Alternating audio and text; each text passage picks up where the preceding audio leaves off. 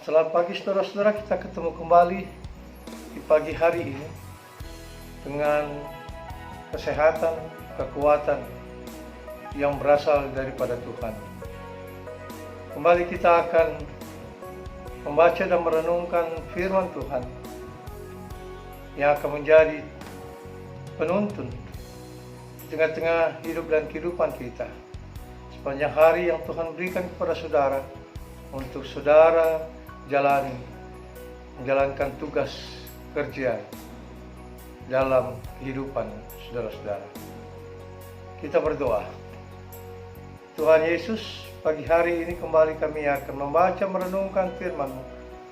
Mampukan kami untuk memahami mengerti firman-Mu sehingga kami boleh nyatakan dalam hidup dan kehidupan kami. Terima kasih Tuhan, ampunkan dosa-dosa kami. Amin. Saudara-saudara kekasih di dalam Tuhan, sama-sama kita buka dari Injil Matius pasalnya yang ke-14,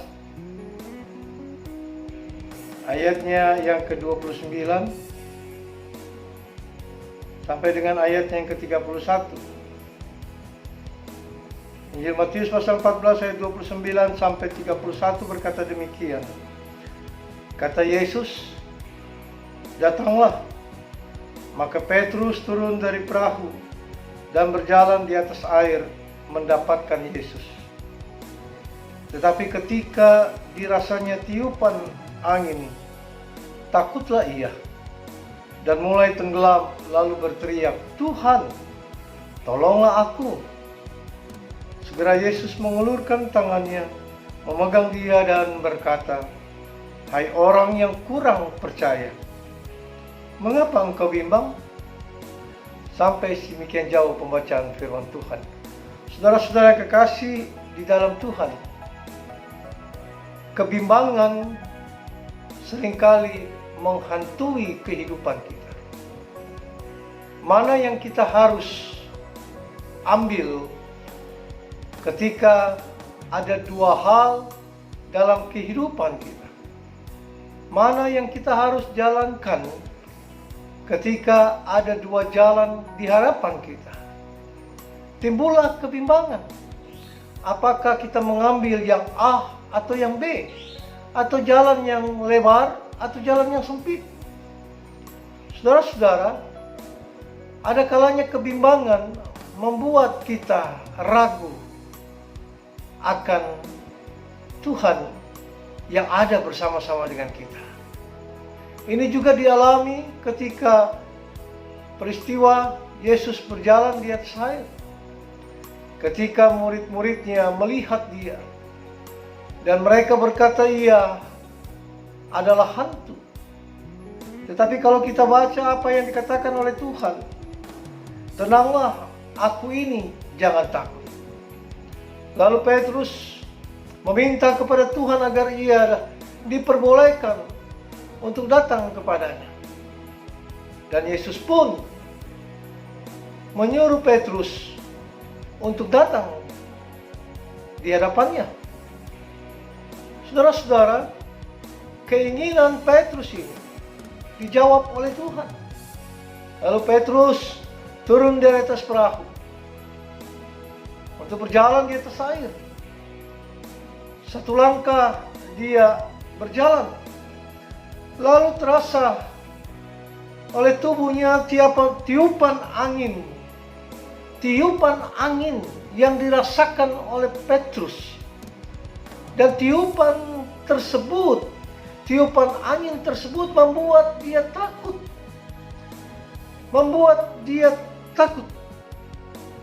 Ketakutan inilah membuat dia hampir tenggelam.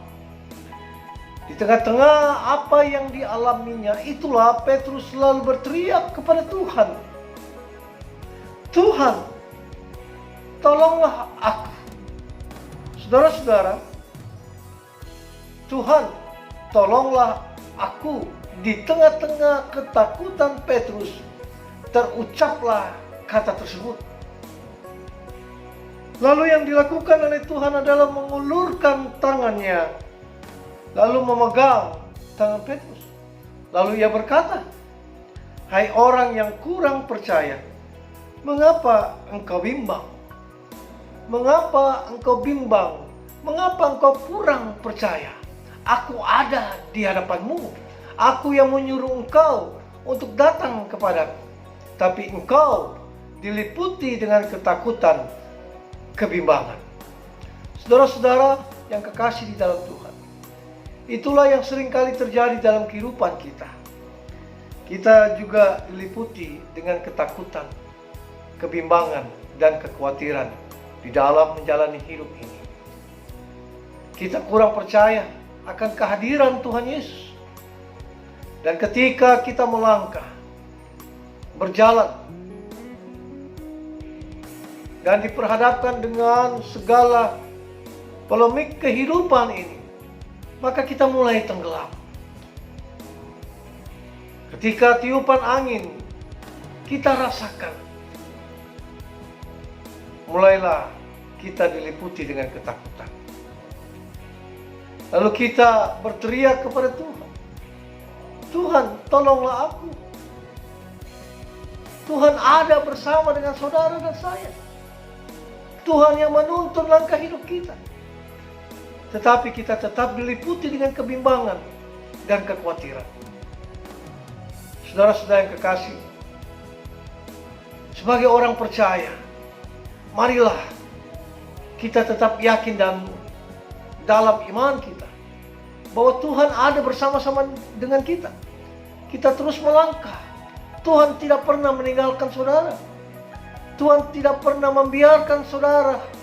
Tapi Tuhan ada menjaga, menyertai saudara dalam segala hal. Janganlah kita bimbang. Janganlah kita mendua hati kita. Karena Yakobus pasal 1 ayat 8 katakan demikian. Sebab orang yang mendua hati tidak akan tenang dalam hidupnya. Kita tidak akan mengalami ketenangan, kedamaian ketika kita menduakan Tuhan dalam hidup ini. Oleh karena itu, tetaplah percaya hanya kepada Dia. Yakinlah dalam iman, Tuhan tidak pernah meninggalkan saudara. Tuhan tetap menopang saudara. Asalkan kepercayaan kita itu adalah kepercayaan yang teguh, bagaikan batu karang yang tidak akan goyah oleh hantaman ombak apapun. Pemazmur pasal 37 ayat 5, saudara-saudara, berkata demikian, "Serahkanlah hidupmu kepada Tuhan dan percayalah kepadanya, dan Ia akan bertindak."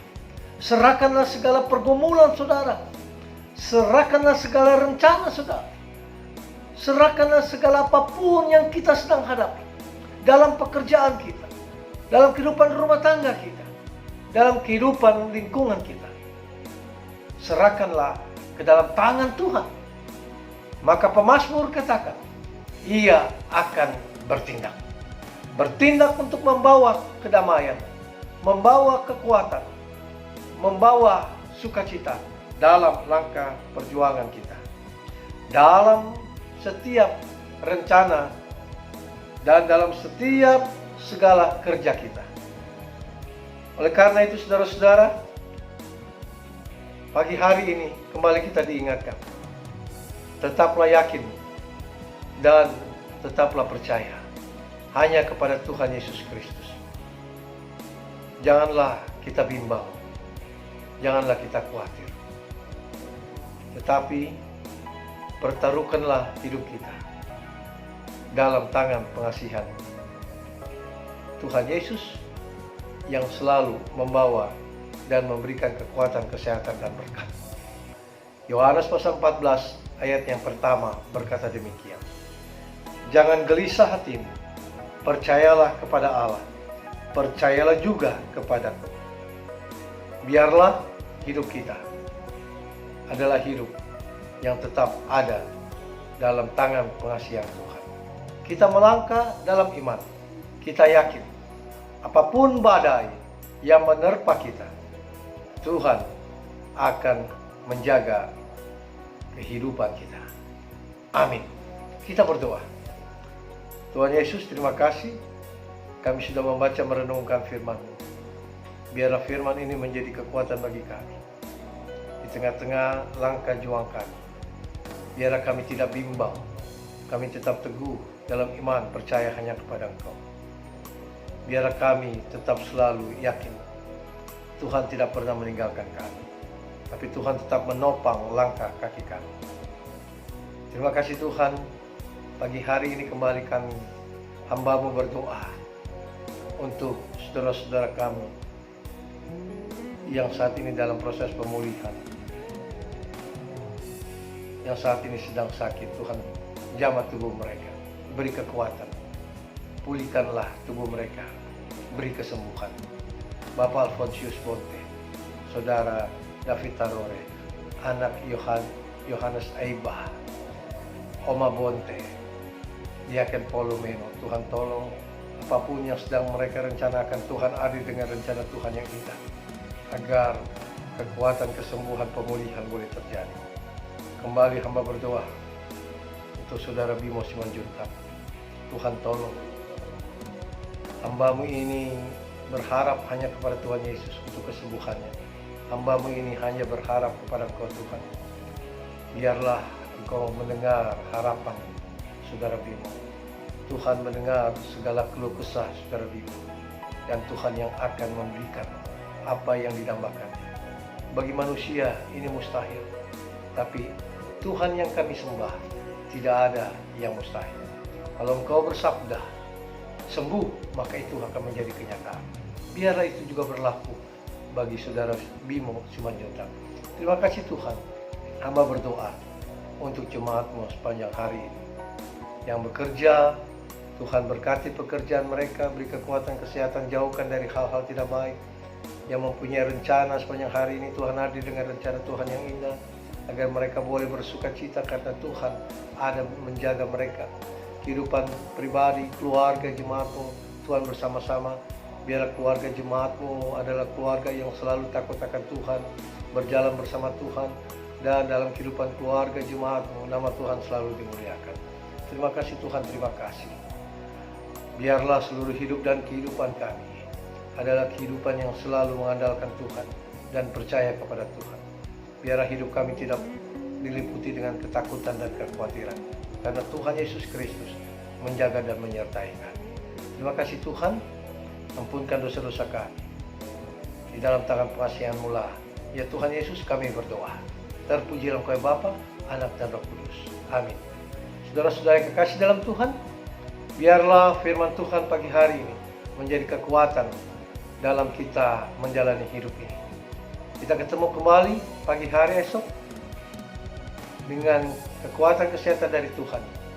Dan saya berdoa, Tuhan memberkati saudara.